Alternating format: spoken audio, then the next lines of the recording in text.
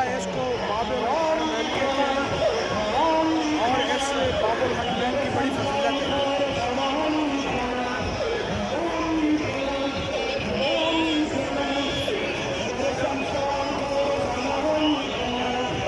ये मेरे पीछे जो जुलूस है ये अज़रबैजान के लोग लेकर आए हैं और ये जुलूस जो आ रहा है पीछे ये लेकर आए ईरानी।